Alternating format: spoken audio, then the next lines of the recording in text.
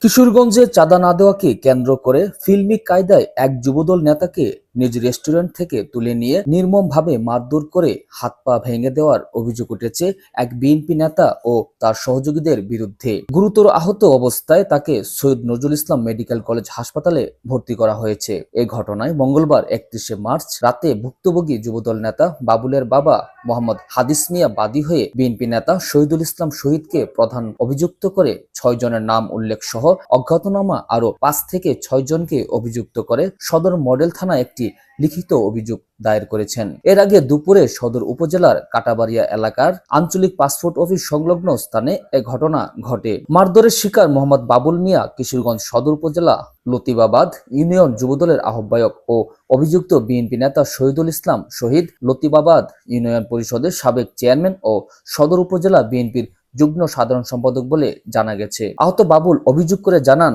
আঞ্চলিক passport office কেন্দ্রিক বিএনপির একটি চক্র আওয়ামী লীগের লোকজনকে দিয়ে সাধারণ মানুষকে হয়রানি করে আসছে, টাকা আত্মসাৎ করে আসছে। আমি এখানে রেস্তোরাঁ চালাই, এনে 20-25টা ছেলে আছে, সমস্ত দোকান থেকে চাঁদা নেয়। এই চাঁদা নিলে পরে এই চাঁদার বাগনের শহীদ চেয়ারম্যান, পোলাপানগুলো সব শহীদ চেয়ারম্যানের।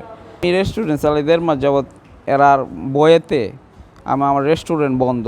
এর মধ্যে শাহিন আর শামিম 2টা ছেলে আইছে, আয়া আমার মোবাইলে কইতেছে চেয়ারম্যান তোর সাথে কথা কব, একটু কথা কো। হেতে দিছে ফোনটা, দিলে পরে হেরে কইতেছে কয়রে দৌড়ে লইয়া করে আড্ডি দিয়ে করে গুঁড়া বানাই আলবি, আড্ডি রাখতে না হাত পাওয়ার বা আড্ডি যেন একটাও না তাহে।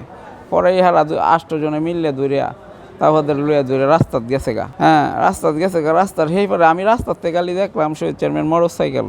পরে আর কিছু বলতে পারি না, আমার তো রাস্তার সেই পারে নিয়ে দুমদার একটা বাইরে নিই, বাড়িতে নিচে একটা মার্কেট আছে না, নিচে নে মাস। সম্প্রতি তার দোকান থেকে 6,000 টাকা চাঁদা দাবি করা হলে তিনি তা দিতে অস্বীকৃতি জানান এবং বিষয়টি থানায় অভিযোগ করেন। এর জের ধরেই বিএনপি নেতা শহীদুল ইসলাম শহীদের নির্দেশে তার অনুসারীরা তাকে রেস্টুরেন্ট থেকে তুলে নিয়ে যায়। পরে নির্জন স্থানে নিয়ে বেধড়ক মারধর করা হয়। এতে তার একটি হাত ও একটি পা ভেঙে যায় বলে তিনি দাবি করেন। মূলত হয়েছে কি, আমার ভাই মানে যে পাসপোর্ট অফিসে দীর্ঘদিন যাবৎ ব্যবসা করতেছে, কিছু অসৎ লোক আর কি, যারা মনে করেন চাঁদাবাজি চাঁদা তুলে আর কি।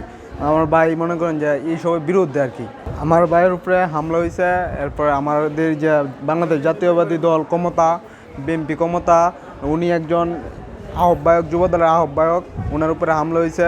তিনি জানান তার সঙ্গে বাবুলের কোনো বিরোধ নেই এবং তিনি চাঁদাবাজির সঙ্গে জড়িত না। তিনি দাবি করেন এটি তার বিরুদ্ধে ষড়যন্ত্র। যে অভিযোগটা দিয়েছে আমি আসলে এই বিষয়টা কিছুই জানি না।